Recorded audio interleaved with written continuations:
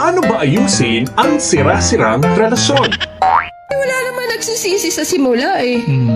May kausap kang iba, masaya ka doon, may kilig ka doon, nagsisi ka ba? Hindi. Nung nawala yung karelasyon mo, doon ka nagsisi. At sinasabi ko nga palagi, wala namang perfect relationship eh. Wala talagang ganun eh. Pero pwede nyo i-work out yan together na wala namang hindi nakukuha sa magandang pag-uusap, sa trust and love, saka lahat ng bagay na pag-uusapan ng maayos. May mga pagkakataon sigurong mapusok ka kasi galit ka. Pag galit ka, matuto kang huwag mo na magsalita. Matuto kang huwag mo nang kumibo. Kasi minsan may mga salita kang binibitawan na hindi mo na pwedeng ibalik. Na pag nabigay mo na yun, nasaktan mo na yung tao, paano mo pa papagalingin yung sugat na nasabi mo na yun? Nasabi mo, hindi mo na pwedeng bawiin. So, mas maganda siguro na in every relationship na kapag galit ka, matuto ka muna na, sandali, tigil muna ako, isipin ko muna. Tama ba itong sasabihin ko? Masasaktan ko ba siya? Maaayos ko ba ito pag sinabi ko to? Kasi once na nagkamali tayo at nabigkas natin yan, baka lalong mag-damage, mas lalong hindi natin maayos yung problema. So matuto tayong tumahimik na muna. Ngayon, pag galagang galit ka at decided ka na ayaw mo na, go for it, di ba? Gawin mo, panindigan mo. Pero mas maganda talagang hinay-hinay lang. Lahat naman naaayos. Ang relasyon nyo ba ay parang lumang cellphone na laging may problema na umaasa ka pa na pwede bang ma-repair? Tara, pag-usapan natin yan kung paano maayos ang sira-sirang relasyon na hindi kailangang magpa-service center. Ito lang yan sa JC Talks. JC Talks.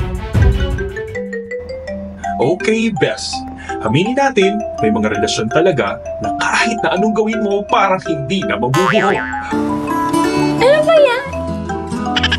Pero bago mo siya i-delete o i-unfriend, subukan muna natin ayusin ito. Heto ang ilang mga tips. Una, mag-usap ng tapat. I miss you. Huwag mong gawing komplikado ang story ng problema ninyo. Mag-set kayo ng time na walang distractions at sabihin ang tunay mong nararamdaman ng walang pagtatago. Sana all. Pangalawa, magpatawad at humingi ng tawad. Sabihin natin siya ang may kasalanan. Patawarin mo siya at humingi ka pa din ng tawad. Sabi nga, it takes two to tango. Minsan, kailangan nating mag-isip at magpatawad para ma-refresh ulit ang connection. Parang software update lang yan. Minsan mahirap, pero kailangan. Bakit na yung mutot? Number 3, aim for self-improvement. Hindi lang relationship ang dapat i-update, maging ikaw rin. Mua. Kapag mas maganda ang version 2.0 ng sarili mo, mas maganda ang chance na maayos niyo ulit ang samahan. Wow.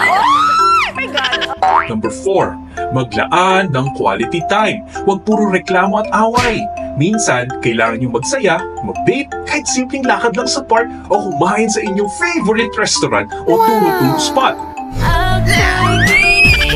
Baka kasi na-miss nyo na yung dating good vibes ninyo. Number 5, humingi ng guidance kay God. Remember that.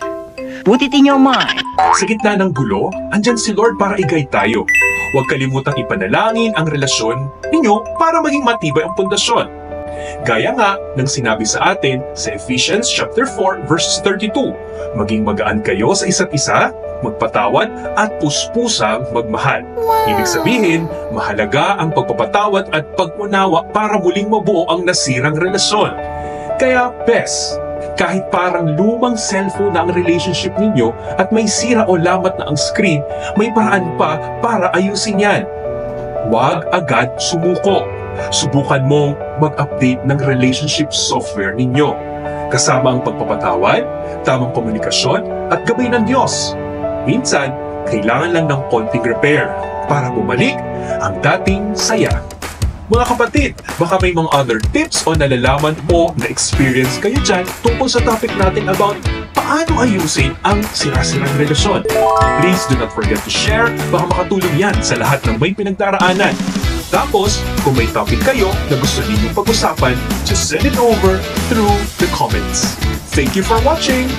This is JC Talks on a mission to impart messages of faith, hope, and love. Remember, Jesus loves you. Peace out. JC Talks.